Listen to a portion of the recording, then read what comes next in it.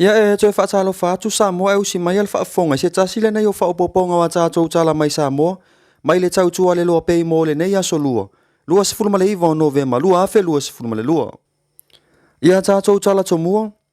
Ua whaata ia le toa tele o le atu nuu, ina ua maua se tala whaanoa noa. Ua tu ua le malo e le ali i whaipule, le awhionga ia papa li i tapu nuu niko li heng.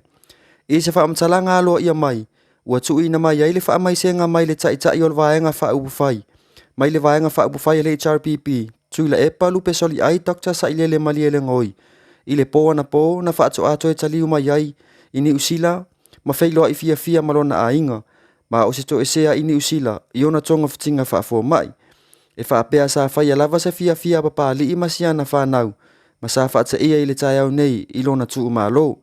Ua ave ai whaamawhan whananga i le tina ma le whanau, o matanga luenga sa tau ave papa li i. O le minista o tupe, mo le 5 tausanga, o le paya inga ua mai a le HRPP, sa tō fia e avea ma minista o ngā luenga te tele ale tātou malo, ma o ia, mata ngā luenga te tele ale malo, sa tu uina atu, e whaafoe le ali i whaipule, ona o le whaatua ina, ai maise o le tele o rona to mai, o lo o ia te ia, sa hawa o ina le lei, ma maua whailonga o le master ma le bachelors, tausitusi ma mea tau tupe, sa ngalua i le company insua le tātou malo i le sidia ma le sefulu tausanga.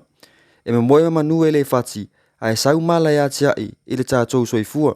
E le iloa se aso le sau ninga, ma o se taimi o le atu ina mai ai le whaalau i tele. O le vai aso ato ale nei, ua whaamanatu ina ai le tāu o le malo si anga whaafowina, e peiona tsala ina i le aso ananafi. Ona o fuafuanga whaatatitia le malo, i taiala mo le manuia o Samoa lua afe lua sifunu male lua, lua afe lua sifunu male ono. O le mafuanga lea, ua ngā lulu e ai le malo, e si itia malo si anga whaafowina, ina ia una ia se si o manga ngā whatau limaina, e pei ona sauno i ai le minista o tupe, muli pola ana rosa molio.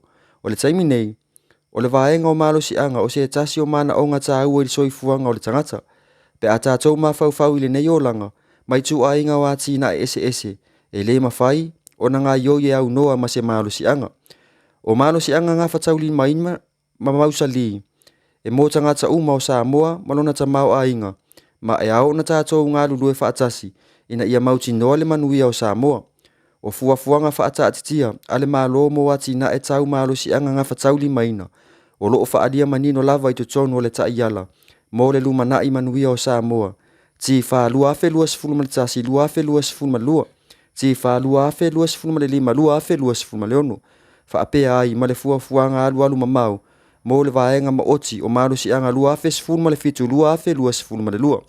O le wha moe moe ina ia o ngā tasi ma tauti no ngā ale malo. Mo le wha iti tia o le kaponi. Ma o se si o manga manuia i le lumanai. O le ala lea ua ngā lulu e ai le malo i se tau mawhainga tuu wha atasi. Ina ia si itia le wha o ngā ina o malo si anga wha afowina. Ma wha ale leia le wha angai ngoi ngā wāti ina e te tele.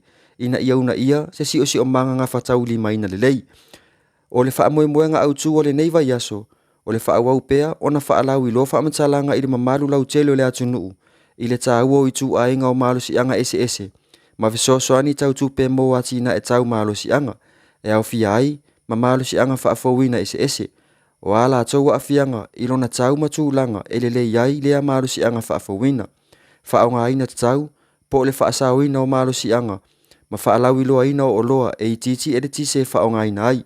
Wha apea ma le tu ina atu o wha amtalanga tau malo si anga i tangata uma. Ina ia mawhai o na whai ala tau whiliwhilinga tala whea ngai mo le lumanai. Ma o le ala lea, o wha amautu ina ai, le neiva yaso wha alau i loa, o le si itia o le una ia o malo si anga ngā whatau limaina. O vaenga autu o le neiva yaso, o loo au fia ai le ilo ina o fuafuanga alu alu mamau, mo le vaenga ma oti o malo si anga lua afe lua sifunu male fitu lua afe lua sifunu male lua. O se ava noa o le ama whai o na ilo ino ina ai vaenga tā ua misi i le fuafuanga. Ai maise olu i tau ilo na whaatinonga, e mawhai o na whaonga aina i le atina e ina, o le isi fuafuanga fau. O le isi vaenga o le neiva yaso, o le awhai ai le whanotanga fisoa soani mo atina e tau malo si anga ngā whatau limaina. Ma o se ava noa, e whaarongolongo masila fia ai nisi o poloketi, o loo whaatinoina i tutono Samoa. Ai maise o whaamanuianga tau tupe mafisoa soani tau atina i anga vaa mo Samoa.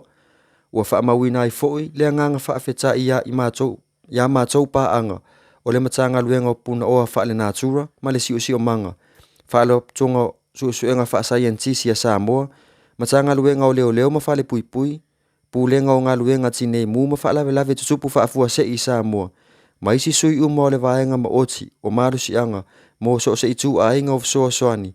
Matau a au mai mo tāpene ina o le nei whaamoe. Whaatasi ma le matanga luenga o tupe, ai mai se le lango sua sa whai pea. Mai o isi o matanga luenga ma whaalapu pitonga ale malo, whaalapu pitonga ma pisinisi tu ma oti. O nuu ma la fanga, ma o tau uma ua o fia mai e lango ina le nei whaamoe I le aso. Inisi o tātou tala, o loo talia I le malo se talo sanga ua mai on tu ina atu I le kampani va alele ale Air New Zealand. Ina ia maua se pa ua pase se I le va o Samoa ma New Zealand. Ua whaalau I loa I le kampani va alele le whaopopo o ana malanga I le vaiaso. Peitai, o se whaafita uri tele mo tangata whe malanga ai. E au fia ai ma tangata Samoa. Ona o le taunga tā o pasese. O le vaitaimile nei ua amata ona pisi malanga va alele. Ona e toa tele ai le mamalu ona I o tātou a inga o loo I New Zealand ma o se talia e fia asia a inga. Ai maise o a inga I Samoa.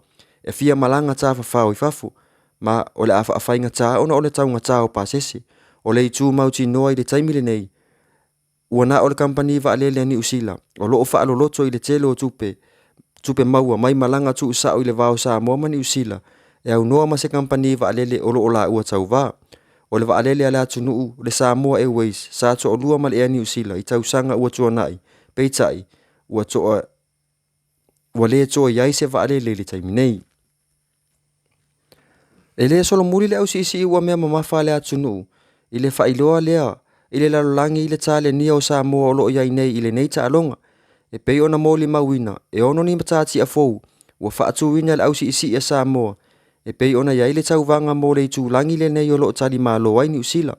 O le ali I au chantafi, na manu malo ma whaatu wina se matati a fou, I le vaenga la iti, I le se lau tolu sifulu kilo kalama I le si malele. O le ali I ato vio, na ia whaatu wina fo I se matati a, I le vadu se furu 5 kilo kalama I le si ima malo lo, ma au si ai le se lau fas furu ma le 4 kilo kalama. I le vaenga o tamaitai, na manu malo ai le tamaitai a mato o pelone I le fitu sifuru 1 kilo kalama. O le tamaitai, ia Faustina o pelonge se furu 1 tausanga, na tūlanga lua I le vaenga o tamaitai, I le vadu sifuru 3 kilo kalama. Le sina fia pule, na manu malo I le vaenga la iti I le vadu sifuru 7 kilo kalama. Faatasi ai mal tamaitai ia whiangai ngā Star Wars, na manu malo ma whaatu wina le matati e mo le vaenga matutua. I le si ima malo lo, I lona ausia lea o le se lau fas furu 4 kilo kalama, mai I le vadu sifuru 7 kilo kalama, mo le vaenga matutua. O le ali ia aton o pelonge, e tolu ni matati a waia whaatu wina mo le tūlangi le nei, a le Oceania, ma waia ausia fo I le isi matati a fou, I le taamilisanga le nei, e pei ona masi ia tuai I New Zealand, e toa valu le au malanga, ale au si sa fai malanga I New Zealand mo lea taamilisanga. Ia e whai ua tfoia tātou pūle tino le nei aso. Inisi o toa saunoanga mai le awhionga le taitai o le tua o loa ngai le malo. Le sunga ia tu le epa takta sa ile le malie le ngoi. O le tau nei na pate ia au ma tuhui vaenga e lo mo se tau whanon noa I le tua le malo le whionga I whaitule.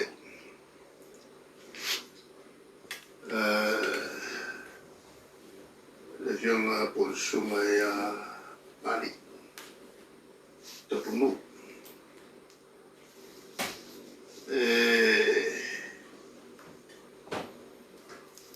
But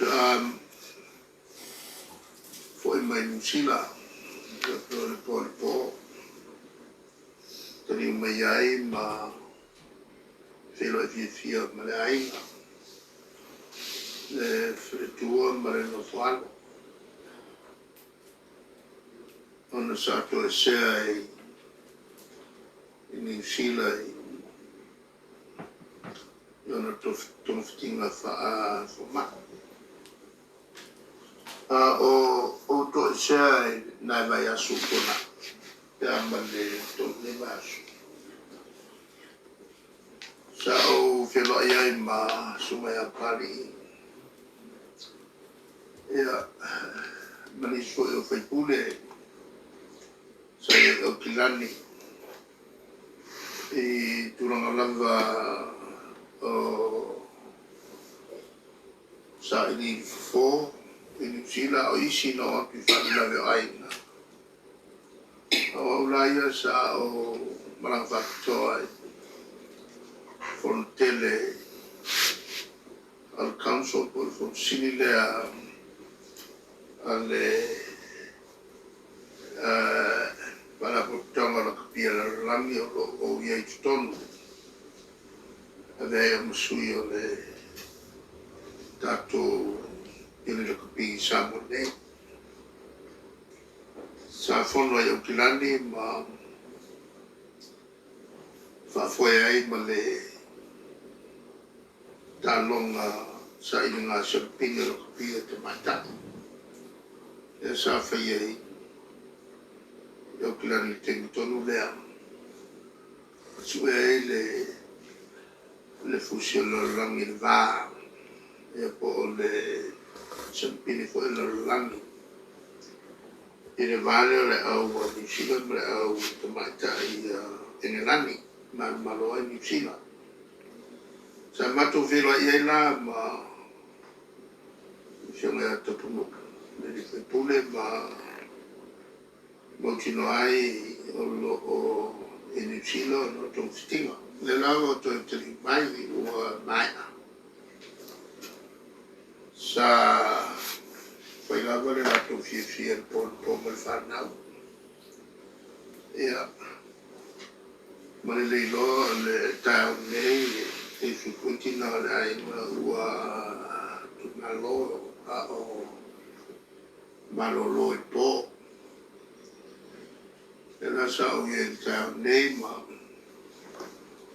ale poi fa una frana tina ma fa now o le sul fai pure al mi poi vai a fa fai ia mai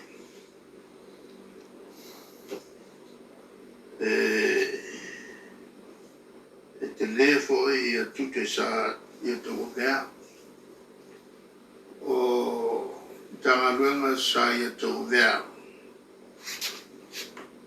o le ministale o tanga luenga tutte mo le lima to sama o le pai inga lea na o matu nei ale HRPP na tofiai te punu lea ma minister Manuela alon te tele tato malo lono winga o tangalanga te tele ia al malo sa tu inatu fa foi le fiamma le fe pule ma fuole tu langa on fatto tuina e a messo fuori le tele on le tomai o lo ia antana ao ina le lei lo fai longa le umia masters bachelor e me la veia to stusi ma fa momonga ma le tulanga me to tupe sa mo ngalua mo to so stele de was slack o compagnie le to sua pe ona Silvia na fatuina to mana tu la fitselo fitono fatuina ia le whalaputonga sua le alta tu malo. Le nganga atoa whalaputonga le nei ia lava alta tu company e mwhai ona insuai tato soifua tato tangata. Ia o le nasi o to'atonga inisi o tūlanga o meo te tupu iso tātou watu no i Samoa nei mo lo si la fia. Mai le tautua le loa pei Samoa, whaafetai tele le mafuta mai, tō whāsoifua.